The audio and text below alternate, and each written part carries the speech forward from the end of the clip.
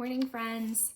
So today we're going to start reading Stuart Little by E.B. White. This was a book that I really enjoyed when I was a kid.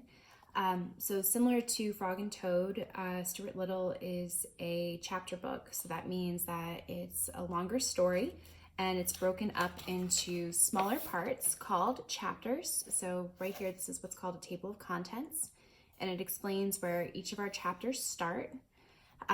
So like Frog and Toad, there are some illustrations, but not a lot. It's mostly words. So this is a really good book if you want to listen along. And then every time there is a picture, I'll stop and I'll show you guys. So we're going to go ahead and read the first 3 chapters today. So let's see, there's a little picture here. So there's Stuart Little. He's a mouse. And then looks like we've got a cat right here. And then we're going to go ahead and read chapter 1, In the Drain. So here's our little guy, Stuart Little. When Mrs. Frederick C. Little's second son arrived, everybody noticed that he was not much bigger than a mouse. The truth of the matter was, the baby looked very much like a mouse in every way. He was only about 2 inches high, and he had a mouse's sharp nose, a mouse's tail, a mouse's whiskers, and the pleasant, shy manner of a mouse. Before he was many days old, he was not only looking like a mouse, but acting like one too, wearing a gray little hat and carrying a small cane. Mr. and Mrs. Little named him Stuart, and Mr. Little made him a tiny bed out of 4 clothespins and a cigarette box. So you can see there's the little bed they made for Stuart. So we've got our clothespins, the little box, and there's his little tiny jacket. Unlike most babies, Stuart could walk as soon as he was born. When he was a week old, he could climb lamps by shimmying up the cord. Mrs. Little saw right away that the infant clothes she had provided were unsuitable, and she set to work and made him a fine little blue worsted suit with patch pockets in which he could keep his handkerchief, his money, and his keys. Every morning, before Stuart dressed, Mrs. Little went into his room and weighed him on a small scale which was really meant for weighing letters. At birth, Stuart could have been sent by first-class mail for 3 cents, but his parents preferred to keep him rather than send him away. And when, at the age of a month, he had gained only 1/3 of an ounce, his mother was so worried she sent for the doctor. The doctor was delighted with Stuart and said that it was very unusual for an American family to have a mouse. He took Stuart's temperature and found that it was 98.6 degrees, which is normal for a mouse. He also examined Stuart's chest and heart and looked into his ears and solemnly with a flashlight. Not every doctor can look into a mouse's ears without laughing. Everything seemed to be all right, and Mrs. Little was pleased to get such a good report. "Feed him up," said the doctor cheerfully, and left. So there's the doctor. He's examining Stuart right now. So he's listening to his heart and to his lungs, and then he was also looking in his ears and his eyes. The home of the Little family was a pleasant place near a park in New York City. In the mornings, the sun streamed in through the east windows, and all the Littles were up early as a general rule. Stuart was a great help to his parents and to his older brother George because of his small size, and because he could do things that a mouse can do and was agreeable about doing them. One day when Mrs. Little was washing out the bathtub after Mr. Little had taken a bath, she lost her ring off her finger and was horrified to discover that it had fallen down the drain. "What had I better do?" she cried, trying to keep the tears back. "If I were you," said George, "I should bend a hairpin in the shape of a fishhook and tie it onto a piece of string and try to fish the ring out with it." So Mrs. Little found a piece of string and a hairpin, and for about a half hour she fished for the ring, but it was dark down the drain, and the hook also seemed to catch on something before she could get it down to where the ring was. "What luck?" inquired Mr. Little, coming into the bathroom. "No luck at all," said Mrs. Little. "The ring is so far down I can't fish it up." "Why don't we send Stuart down after it?" suggested Mr. Little. "How about it, Stuart? Would you like to try?" "Yes, I would," replied Stuart, "but I think I'd better get into my old pants. I imagine it's wet down there." "It's all of that," said George, who was a trifle annoyed that his hook idea hadn't worked. So Stuart slipped into his old pants and prepared to go down the drain after the ring. He decided to carry the ring along with him, leaving one end in charge of his father. "When I jerk 3 times on the string, pull me up," he said. And while Mr. Little knelt in the tub, Stuart slid easily down the drain and was lost to view. In a minute or so, there came 3 quick jerks on the string, and Mr. Little carefully hauled it up. There, at the end, was Stuart, with the ring safely around his neck. "Oh, my brave little son," said Mrs. Little proudly as she kissed Stuart and thanked him. "How was it down there?" asked Mr. Little. who was always curious to know about places he had never been to. "It was all right," said Stuart. But the truth was the drain had made him very slimy, and it was necessary for him to take a bath and sprinkle himself with a bit of his mother's violet water before he felt himself again. Everybody in the family thought he had been awfully good about the whole thing. Okay, so we have George, Stuart's older brother, and actually, that's Mr. Little. So you can see there's Stuart right there on the strings. They lowered him down the drain so that he could find Mrs. Little's ring. And then here, you can see Stuart is taking a quick bath because he's very slimy from looking for the ring. That's the end of chapter 1. Now we're going to read chapter 2. Chapter 2 is titled Home Problems. Stuart was also helpful when it came to ping pong. The Littles liked ping pong, but the balls had a way of rolling under chairs, sofas, and radiators, and this meant that the players were forever stooping down and reaching under things. Stuart soon learned to chase balls, and it was a great sight to see him come out from under a hot radiator, pushing a ping pong ball with all his might, the perspiration rolling down his cheeks. The ball, of course, was almost as high as he was, and he had to throw his whole weight against it in order to keep it rolling. The Littles had a grand piano in their living room, which was all right except that one of the keys was a sticky key and didn't work properly. Mrs. Little said she thought it might be the damp weather, but I don't see how it could be the damp weather, for the key had been sticking for about 4 years, during which time there had been many bright, clear days.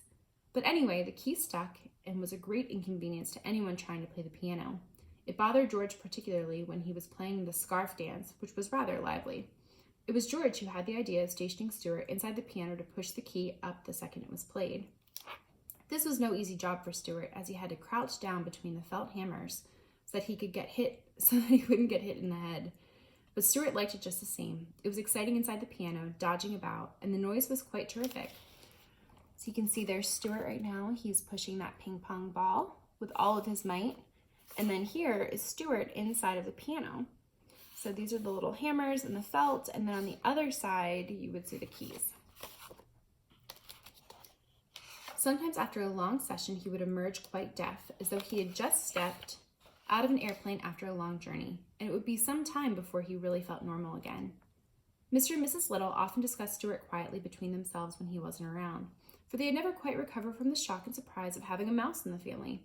He was so very tiny, and he presented so many problems to his parents. Mr. Little said that, for one thing, there must be no reference to mice in their conversation. He made Mrs. Little tear from the nursery songbook the page about the 3 blind mice to see how they run.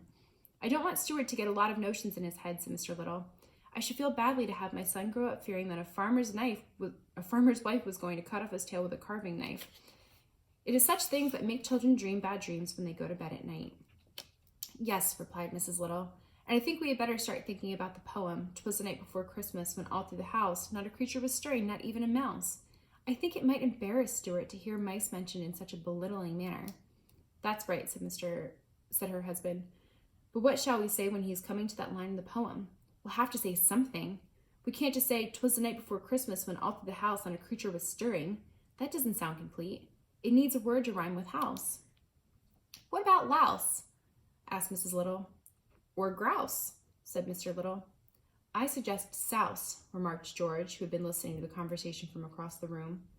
It was decided that louse was the best substitute for mouse, and so when Christmas came around, Mrs. Little carefully rubbed out the word mouse from the poem and wrote in the word louse, and Stuart always saw that the poem went this way: "'Twas the night before Christmas when all through the house not a creature was stirring, not even a louse." The thing that worried Mr. Little most was the mouse hole in the pantry. This hole had been made by some mice in the days before the Littles came to live in the house, and nothing had been done about stopping it up. Mr. Little was not at all sure that he understood Stuart's real feeling about a mouse hole. So there's the kitchen corner, and you can see there's the little tiny mouse hole right there. Mr. Little didn't know where the hole led to. It made him uneasy to think that Stuart might someday feel the desire to venture into it. "After all, he does look a good deal like a mouse," said Mr. Little to his wife, "and I've never seen a mouse yet that didn't like to go into a hole." And that's the end of chapter 2, and we're going to read our last chapter for the video. Chapter 3, it's called Washing Up. Stuart was an early riser. He was almost always the first person up in the morning. He liked the feeling of being the first one stirring. He enjoyed the quiet rooms with the books standing still on the shelves, the pale light coming in through the windows, and the fresh smell of day. In wintertime, it would be quite dark when he climbed from his bed made out of the cigarette box, and he sometimes shivered with cold as he stood in his nightgown doing his exercises. Stuart touched his toes 10 times every morning to keep himself in good condition. He had seen his brother George do it, and George had explained that it kept the stomach muscles firm and was a fine abdominal thing to do. After exercising, Stuart would slip on his handsome wool wrapper, tie the cord tightly around his waist, and start for the bathroom, creeping silently through the long dark hall past his mother's and father's room, past the hall closet where the carpet sweeper was kept, past George's room, and along by the head of the stairs till he got to the bathroom. Of course, the bathroom would be dark too, but Stuart's father had thoughtfully tied a long string to the pull chain of the light. The string reached to the floor. By grasping it as high up as he could and throwing his whole weight on it, Stuart was able to turn on the light. Swinging on the string this way, with his long bathroom trailing around his ankles, he looked like a tiny old friar pulling the bell rope in an abbey. So here's a picture of George and Stuart, and they're both bending over to touch their toes 10 times when they wake up in the morning. And then here is Stuart pulling on the long rope to turn on the light in the bathroom every morning. To get to the wash basin, Stuart had to climb a tiny rope ladder which his father had fixed for him. George had promised to build Stuart a small special wash basin only 1 inch high and with a little rubber tub through which water could flow. But George was always saying that he was going to build something and then forgetting about it. Stuart just went ahead and climbed the rope ladder to the family wash basin every morning to wash his face and hands and brush his teeth. Mrs. Little had provided him with a doll-sized toothbrush, a doll-sized cake of soap, and a doll-sized washcloth, and a doll's comb, which he used for combing his whiskers. He carried these things in his bathrobe pocket, and when he reached the top of the ladder, he took them out, laid them neatly in a row, and set about the task of turning the water on. For such a small fellow, turning the water on was quite a problem. He had discussed it with his father one day after making several unsuccessful attempts. "I can get up onto the faucet all right," he explained, "but I can't seem to turn it on because I have nothing to brace my feet against." "Yes, I know," his father replied. "That's the whole trouble." George, who was always listening to conversations whenever he could, said that in his opinion they ought to construct a brace for Stuart, and with that he got out some boards, a saw, a hammer, a screwdriver, a brad awl, and some nails, and started to make a terrific fuss in the bathroom, building what he said was going to be a brace for Stuart. But he soon became interested in something else and disappeared, leaving the tools lying around all over the bathroom floor. Stuart, after examining this mess, turned to his father and asked, "Maybe I could pound the faucet with something and turn it on that way," he said.